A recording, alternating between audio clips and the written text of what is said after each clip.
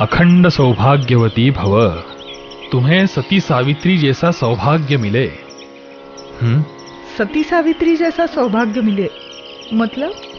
आज वट पूर्णिमा, पुण्यशील सती सावित्री के पति निष्ठा की, पति प्रेम की, पति भक्ति की ये वट पूर्णिमा। सावित्री के पुण्याई के कारण उसका मृत पति पुनर्जीवित हो गया। उस पुण्यशील साध्वी की स्मृति में ये पूजा की जाती है। लेकिन महाराज, वट वृक्ष को ही क्यों पूजना? सावित्री का पति सत्यवान वट वृक्ष के नीचे मृत हुआ था। उसे पुनर्जीवन मिला, वो भी वट वृक्ष ही था।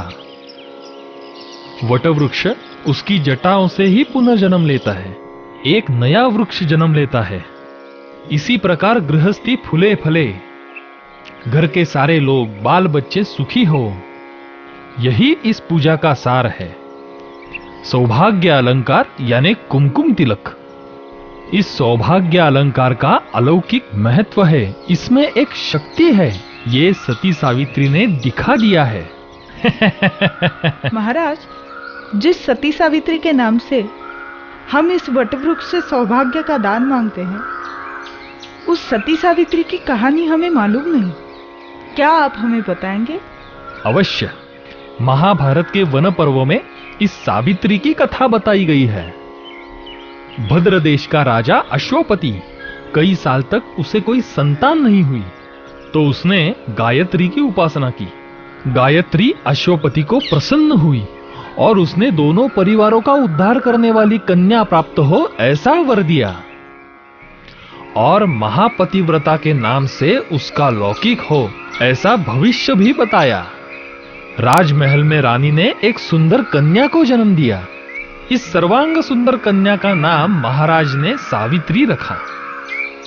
जैसे जैसे समय बीत गया, बचपन को पीछे छोड़ के सावित्री बड़ी हो गई और अश्वपति महाराज की चिंता बढ़ गई।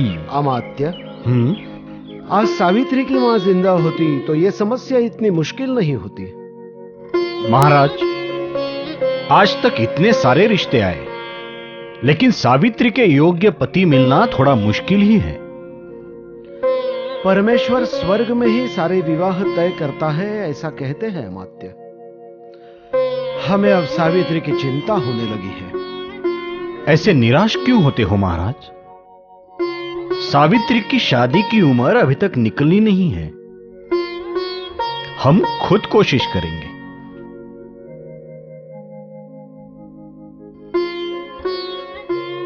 महाराज, महाराज आपने बुलाया मुझे? हाँ बेटी, हम अमात्य से तुम्हारे विवाह की ही बात कर रहे थे।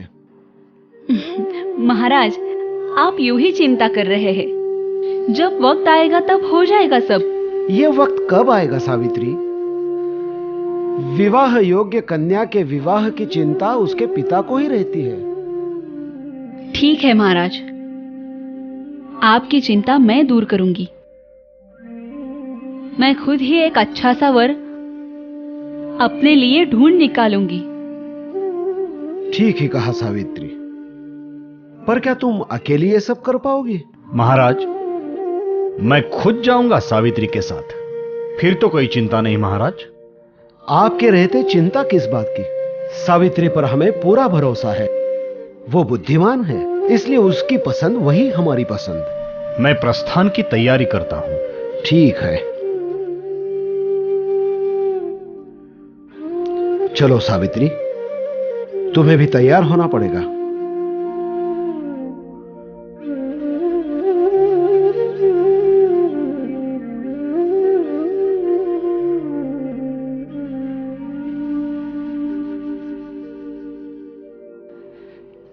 संभालना, समय समय पर संदेश भेजते रहना।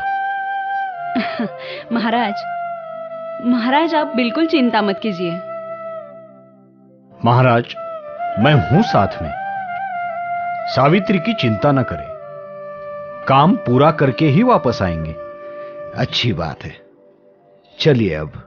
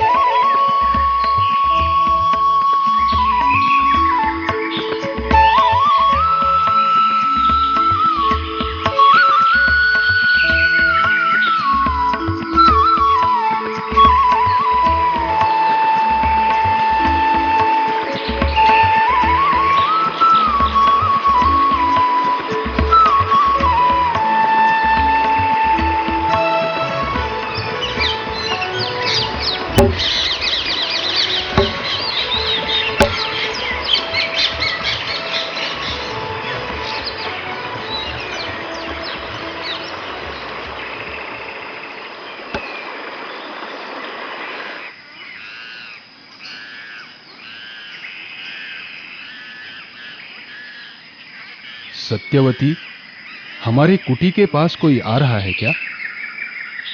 हाँ स्वामी, कोई अजनबी है।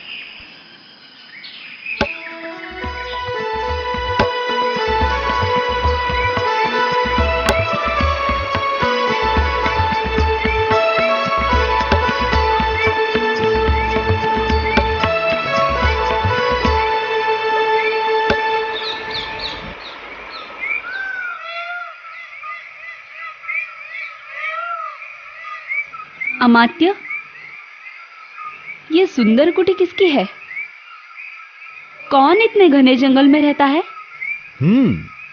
मेरे भी समझ में नहीं आ रहा है।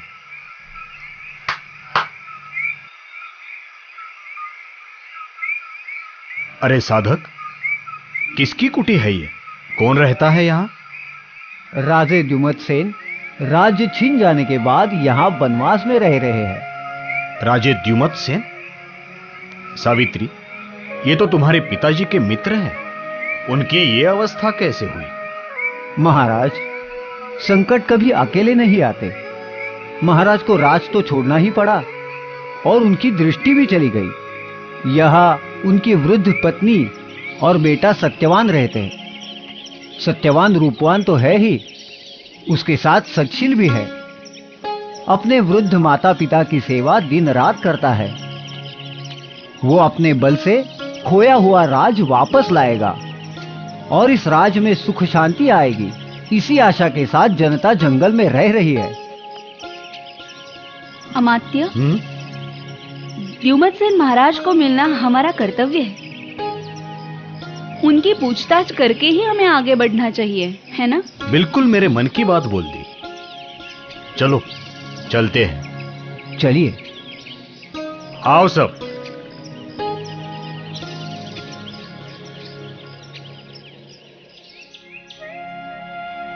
सावित्री, तुम्हारे पिता अश्वपति और हम बाल मित्र।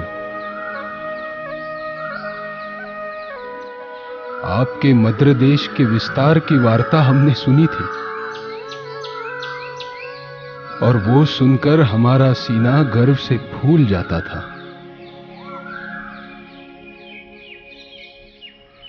अश्वपति पहले से ही शूर पराक्रमी और राजनीति के अभ्यासक। मैं हमेशा इनसे कहती थी कि आप महाराज अश्वपति से सलाह लीजिए, उनसे मदद लीजिए। उनके सच्शील स्वभाव के कारण कुटिल राजनीति करने वाले राजाओं की जीत हुई और हमें हमारा राज्य गंवाना पड़ा। राजमाता, ऐसे क्यों बोल रही है आप? सत्यवान के बारे में हमने सुना, वो आत्मबल पे राज्य प्राप्त कर लेगा। आप अपनी आंखों से वही राजपाट फिर से देख सकोगे और उस सुख में हम अपनी आंखें गवा बैठे। अमात्य, उस भगवान से हमारी एक ही प्रार्थना है, हमारा ये वानप्रस्थाश्रम खत्म करके उसके पैरों में हमें जगह मिले, बस। ऐसा क्यों बोल रहे हैं आप? अब तक आपकी जनता आपको सिंहासन पर बैठा देखने के लिए आंखों में प्राण लिए बैठी है। अब जो भी करेगा बेटा सत्यवान ही करेगा। अब हमारी सारी आशाएं उस पर ही टिकी है, पर उसका दुर्भाग्य देखिए। जिस उम्र में उसे राज सिंहासन पर बैठना चाहिए, उस उम्र में वो हमारे साथ वनवास भुगत रहा है। सत्यवान है कहाँ? वो जंगल गया है लकड़ियां और कंदमूल लाने के लिए।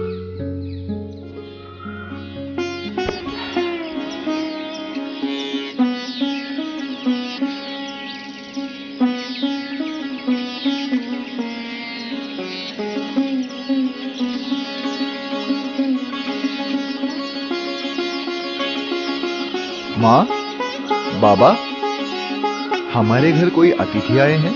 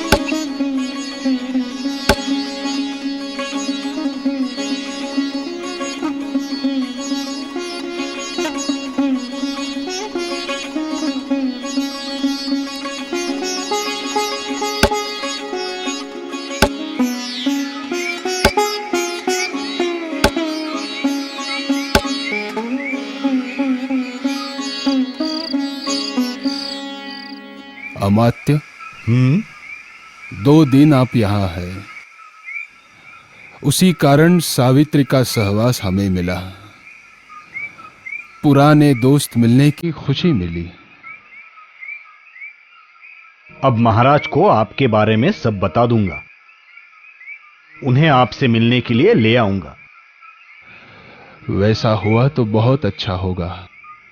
आखिर जो ईश्वर के मन में होता है वही मिलता है। अब हम निकलते हैं। हाँ, जल्द ही लौटने का आश्वासन देता हूं। आते रहिए।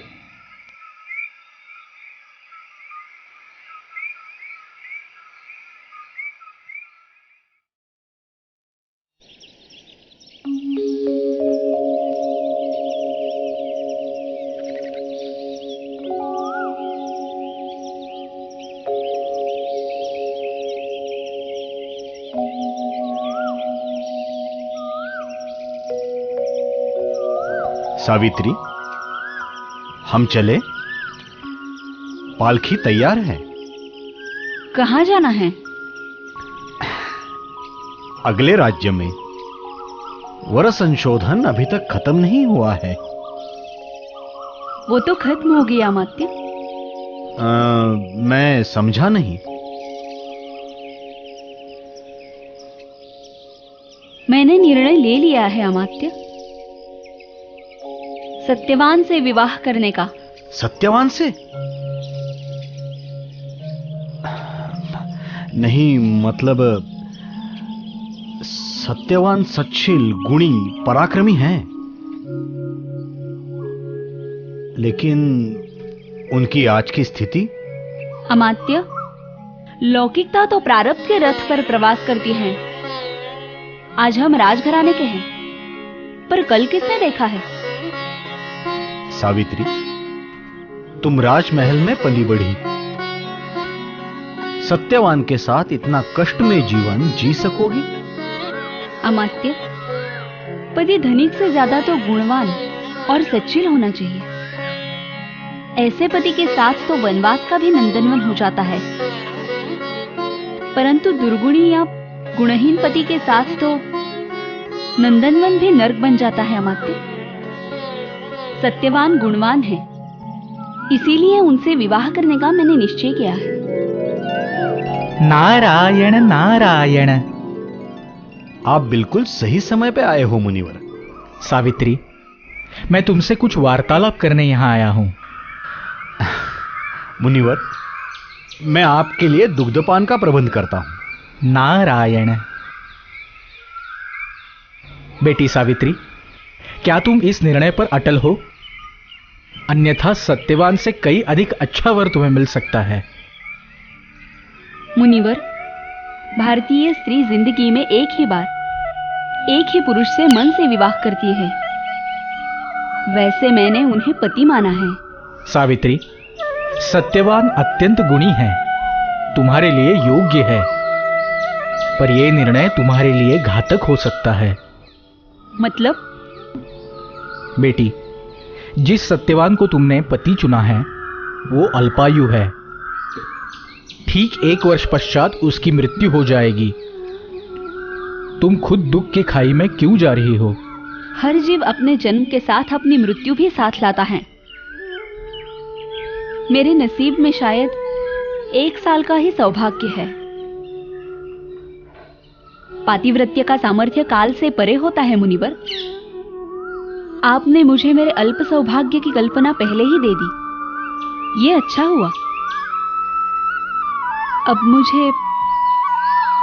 मुझे जिंदगी भर का सुख ये 1 साल में ही जमा करना होगा, और उसके लिए मुझे जल्दी से जल्दी विवाह करना होगा। मुझे आशीर्वाद दीजिए। कल्याणमस्तु। नारायण नारायण।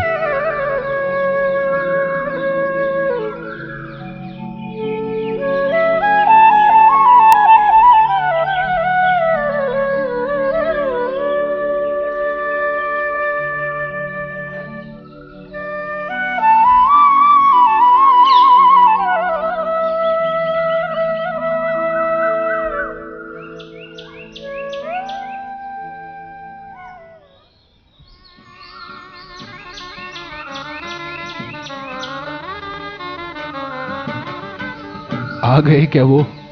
हाँ, आ गए हैं। किधर है? सावित्री, हमारा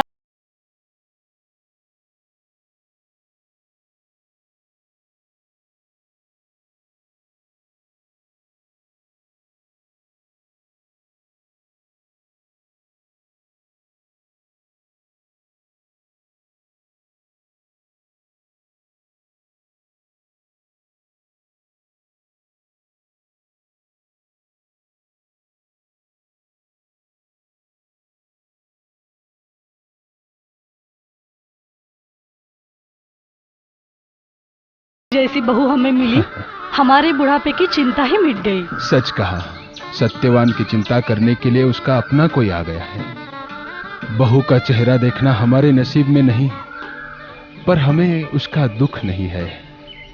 महाराज, इस शुभ अवसर पर ऐसी बातें क्यों? अब तो आपको इनके सुखी जीवन को संवारना है और खोया हुआ राज सिंहासन भी वापस लेना है। हमें विश्वास है सत्यवान यह काम जरूर पूरा करेंगे। हम रहेंगे उनके साथ। ईश्वर आपके शब्दों को बल दे और वैसा ही हो। बाबा, हाँ, आशीर्वाद दीजिए। हाँ हाँ, सुखी रहो और काल पे विजय प्राप्त करो। मां, अखंड सौभाग्यवती भव। आयुष्यमान भव, दीर्घायुषी भव। यशस्वी भव, सुखी भव।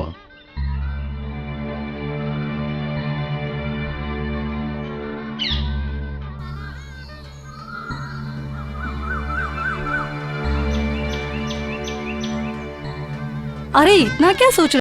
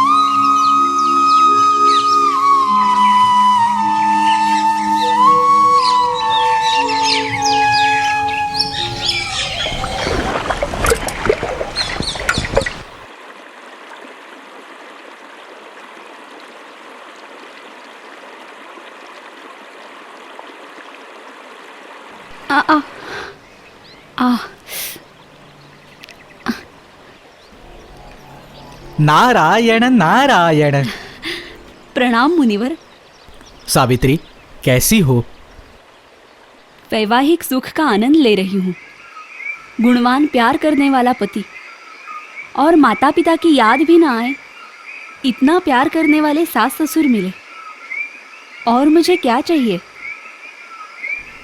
सावित्री, आज के सुख में हम आने वाले दुखों का स्मरण नहीं रख पाते। नारायण नारायण। मुनिवर, कल के दुख के लिए आज के आनंद का बलि क्यों दूं? विधि लिखित तो मैं बदल नहीं सकती।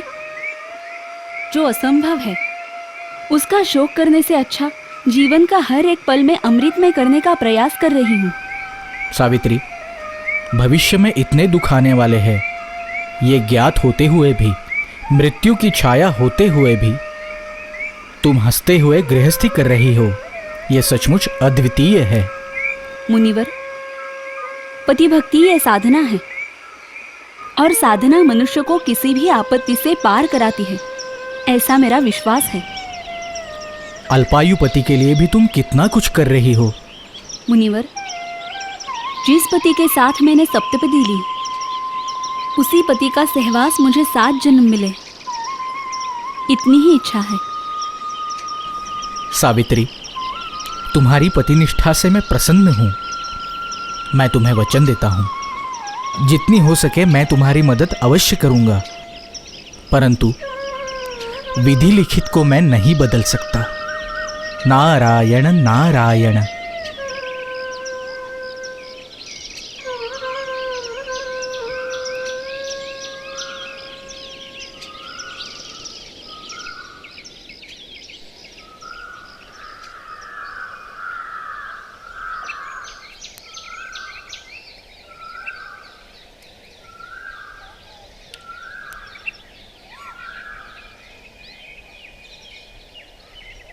माँ, बाबा, हाँ, आशीर्वाद दीजिए। आयुष्मान भव। सावित्री कहीं बाहर गई है क्या? उसे कहाँ फुर्सत है, घर का सारा काम करके पानी लाने गई है वो। हाँ, हमारे कारण उसके नसीब में वनवास आया है। बहुत कष्ट होते हैं उसे। सत्य है बाबा, मैं उसकी मदद करने जाऊं तो भी करने नहीं देती। मुझे बहुत दुख होता है। इतने लाड़ प्यार से पली बढ़ी वो, और यहां उसे कष्टमय जीवन जीना पड़ता है। जिसे आप कष्ट कहते हैं वही स्त्री का सौभाग्य होता है। अपने परिवार के सुख में ही उसका सुख होता है। मां, उसमें धन्यता कैसी? पति होकर भी मैं उसे ऐहिक सुख नहीं दे पा रहा। मुझे तो लगता है सावित्री हमसे ये पीड़ा छुपा रही है। कभी कभी अचानक खिन्न हो जाती है। ये तो स्वाभाविक है। हमने भी ऐश्वर्य देखा है, और अब ये वनवास और कभी ना किए हुए कष्टों को उठाना, उसका दुख तो तुम जानते ही हो। अपना दुख उसे कभी ना कभी महसूस होगा ही। पर अब नहीं बाबा, मैंने दृढ़ निश्चय किया है। हमारा खोया वैभव मैं वापस लाऊंगा, और इसके लिए अन्य राजाओं की मदद अवश्य मिलेगी। बेटा, समय आते ही वो होगा ही, पर इतनी उथल पुथल करके कुछ नहीं होगा। शौर्य हमेशा संयम के साथ चलता है, यशस्वी होता है। सावित्री के आने से हमारे अच्छे दिन जरूर वापस आएंगे, मुझे विश्वास है।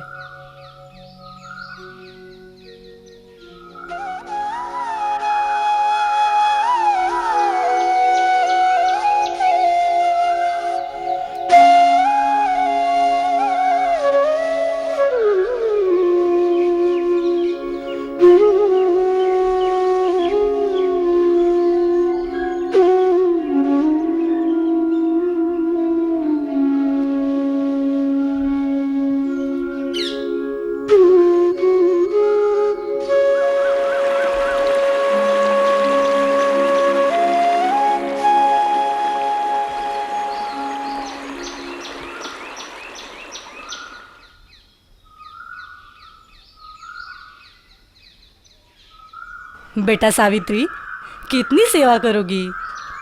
दिन भर घर के काम, और अब हम बूढ़ों की सेवा। माँ, आपकी सेवा करने में कैसे कष्ट? नारायण नारायण। मुनिवर, कल्याणमस्तु। सावित्री, आने वाले संकटों को हम कितना भी भूलना चाहे, किंतु उन्हें टाल नहीं सकते। क्षमा करो मुनिवर, परंतु मानव भविष्य में होने वाली घटनाओं का विचार करके आज के आनंद का बलि क्यों दे? चिंता ये चिता से भी दाहक होती है। चिता जलाकर भस्म करती है, पर चिंता वो हर पल जलाती है। सावित्री, सब कुछ जानते हुए, आने वाली सब घटनाएं अटल होते हुए भी तुम इतनी निश्चयी, शांत और सौम्य कैसे रह सकती हो? ये शक्ति दी किसने? मेरे पातिव्रत्य ने, मेरी स्वामी निष्ठा और सौभाग्य ने। मुनिवर, मैं एक पतिव्रता हूं, और पति सेवा यही मेरी साधना है। और मेरी इस साधना की शक्ति इतनी गहन है कि मैं मृत्यु भी अंकित करूंगी। सावित्री, बड़े खेद से कहना पड़ रहा है कि ये तुम्हारा अंधविश्वास है। विधि लिखित को बदलना और काल पर विजय पाना ये तो देवताओं को भी संभव नहीं। मान्य है मुनिवर, पर वो एक पतिव्रता को असंभव नहीं है। मेरे पति के मृत्यु का समय समीप आया है, यही बताने आए हो ना आप? परंतु दिन ही नहीं, मैं क्षण भी गिन रही हूं। आने वाले संकटों को मैं चुनौती समझती हूं। काल भी सामने आ जाए फिर भी मैं नहीं डरूंगी।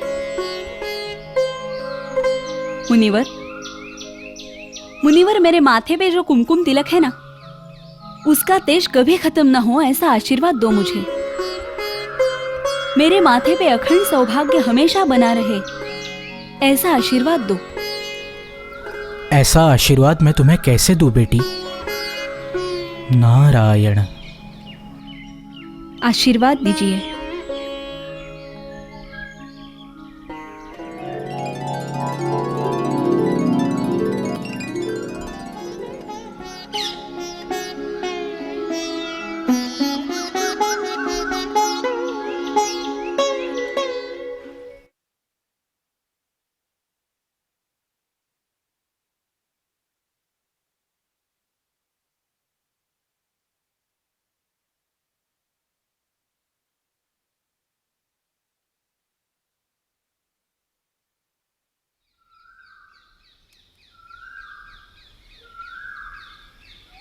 माँ, बाबा, आशीर्वाद दीजिए।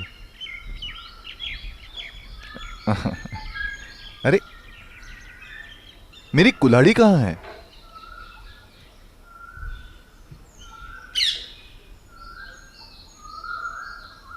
क्यों सावित्री, आज क्या विजयादशमी है जो शस्त्र पूजा कर रही हो?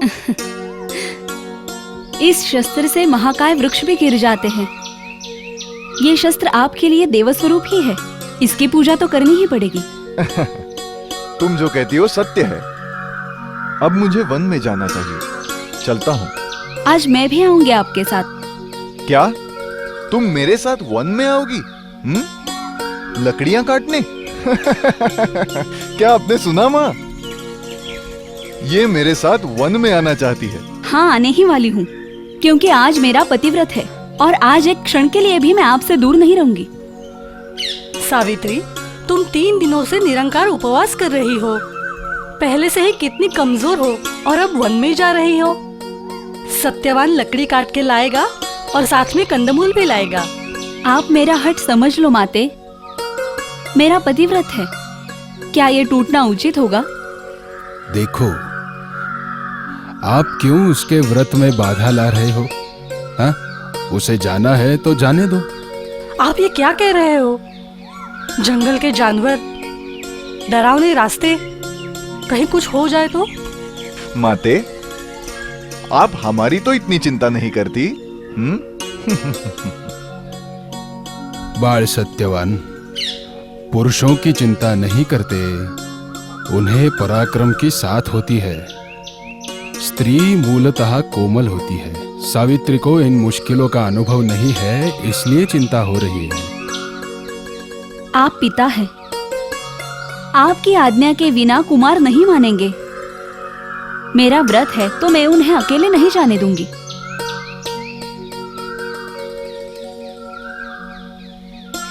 सत्यवान, ले जाओ उसे, पर उसका ख्याल रखना। अवश्य माते।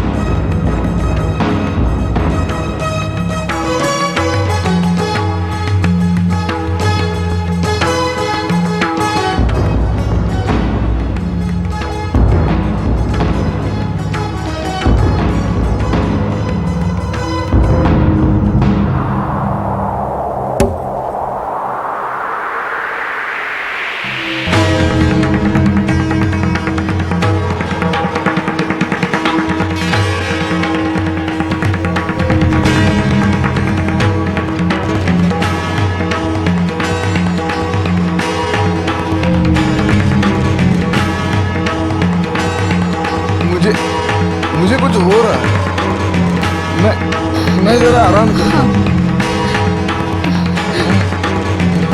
क्या क्या हो रहा है? हाँ?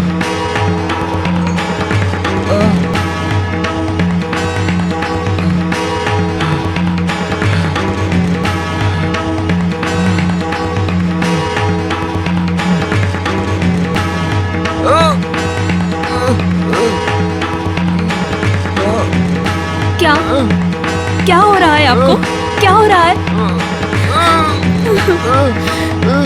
सावित्री, मेरे प्राण कोई हरण कर रहा है।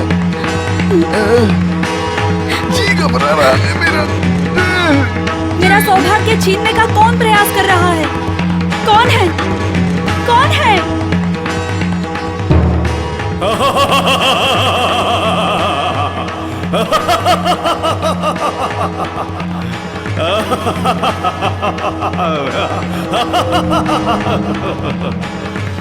देवाधिदेव यमराज, क्यों आप मेरा सौभाग्य छीन रहे हो? मैं अपने प्राण देती हूँ, पर मेरे पति के मृत्यु के कारण मेरे वृद्ध सास ससुर को कितने कष्ट होंगे। मुझे सत्यवान के प्राण लेने ही होंगे।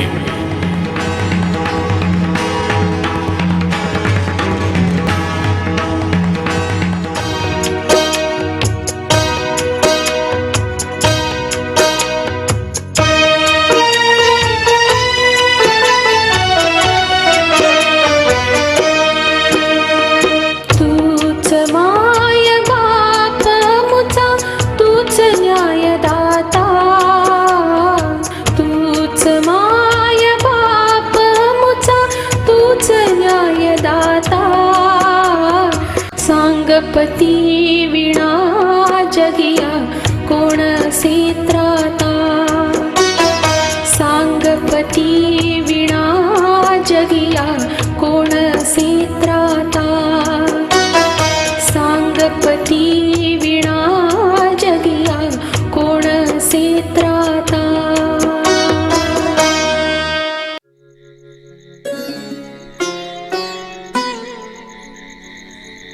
सावित्री, ऐसे मेरे पीछे तुम कहां तक आओगी?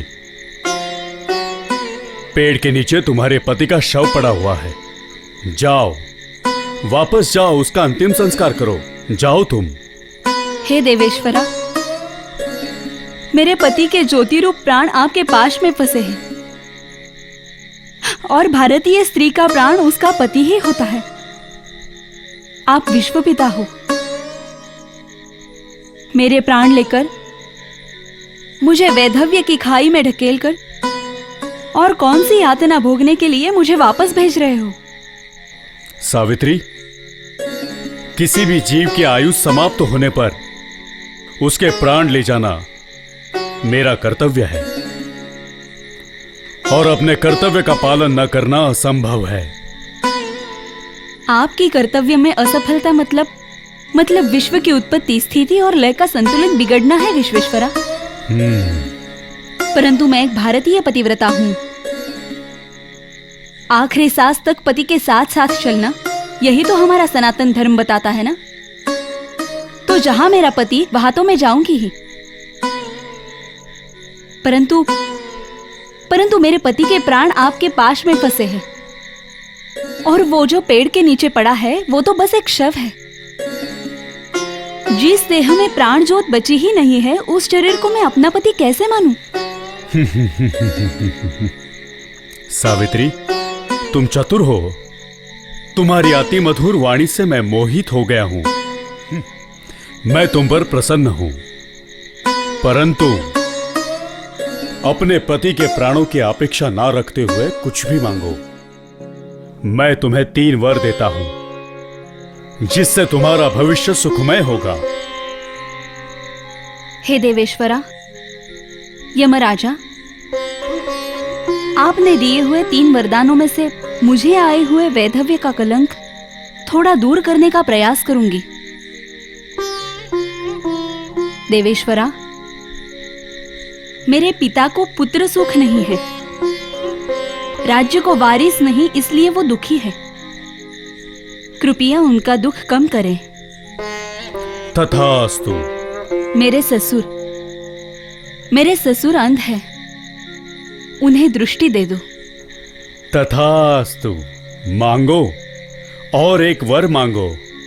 हे तीर्थ स्वरूपा, पिता स्वरूपा यमराजा, मेरे ससुर राजभ्रष्ट होकर कई सालों से वनवास भोग रहे हैं।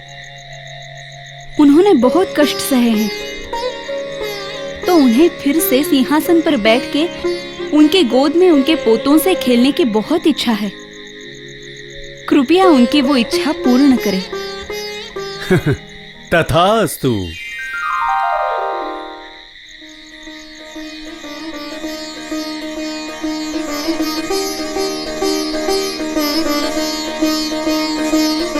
सावित्री, तुमने दोनों कुलों का उद्धार किया है, किंतु तुमने अपने लिए कुछ भी नहीं मांगा। तुम्हारी इच्छा अनुसार मैंने तीनों वर दे दिए। अब तुम वापस जाओ, मैं भी चलता हूं। मैं वापस कैसे जाऊं देवेश्वरा? अगर मेरे ससुर को अपनी गोद में उनके पोतों से खेलना है, तो उनके इकलौते बेटे के बिना वो इच्छा कैसे पूर्ण होगी? मेरे पति के बिना मुझे पुत्र प्राप्ति कैसे होगी, बताओ तो? तो अब देवेश्वरा, आप मुझे अपने पति के प्राण लौटाकर आप अपने वरदान को सच साबित करो।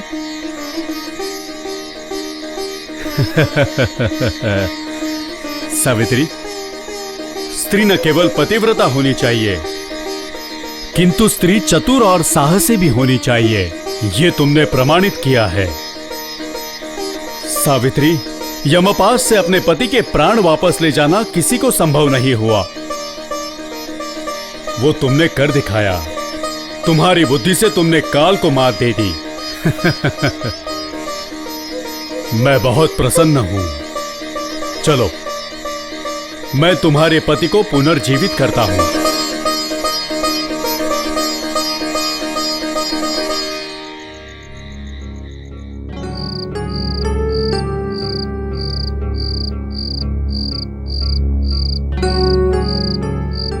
स्वामी, हाँ अभी तक सत्यवान सावित्री नहीं आए।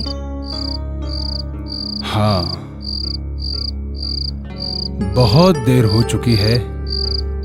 कहाँ होंगे क्या पता।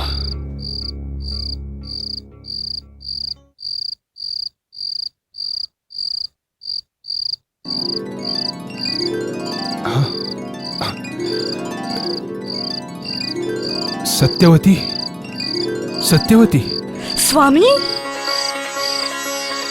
मुझे सब दिख रहा है। स्वामी, सच में? स्वामी, आप सच कह रहे हो? हाँ, सच में। ये जमीन, आकाश, झाड़, फूल, बेल, सब मुझे दिख रहा है। सत्यवती, मुझे सब दिख रहा है। मैं सब देख सकता हूँ। सत्यवती, सच में ये पूरा आसमान देख सकता हूँ मैं।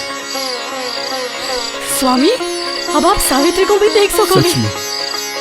सच में अपने सत्यवान और सावित्री को देख पाऊंगा। हे भगवान!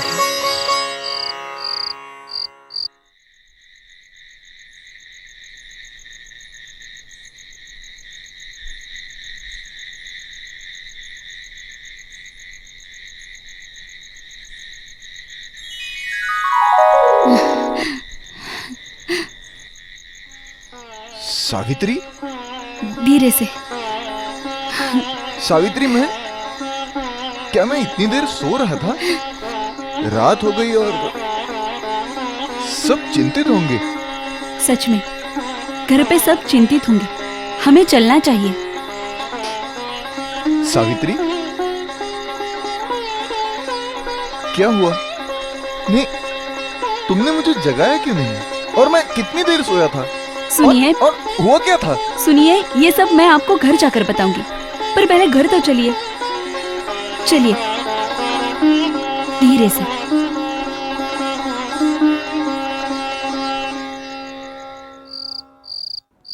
सावित्री, आज सिर्फ तुम्हारी वजह से मैं ये दुनिया फिर से देख रहा हूं।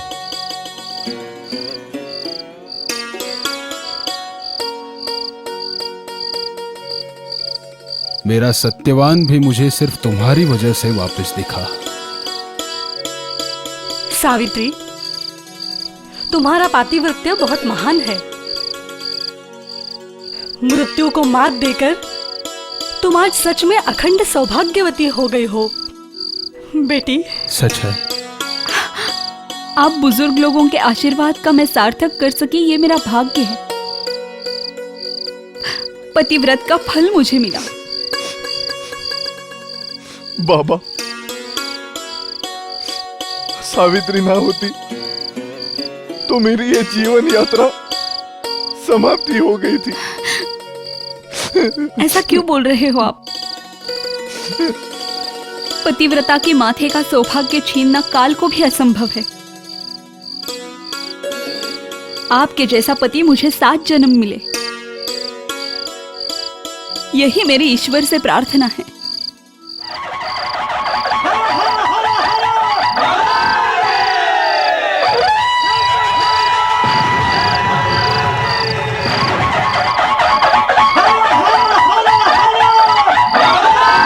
बाबा, अश्वपति महाराज,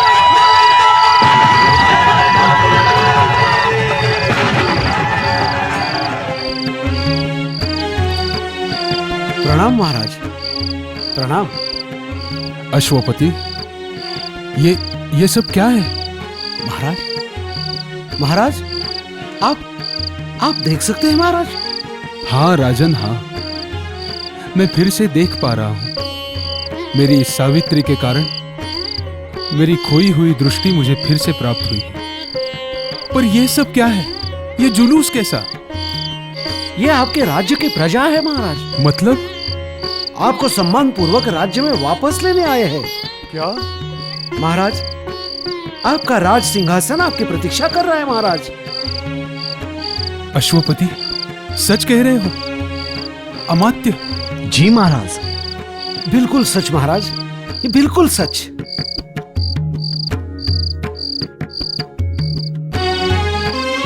इस राज पोशाक को परिधान कीजिए और अंबारी में बैठकर सब लोग राजमहल चलिए।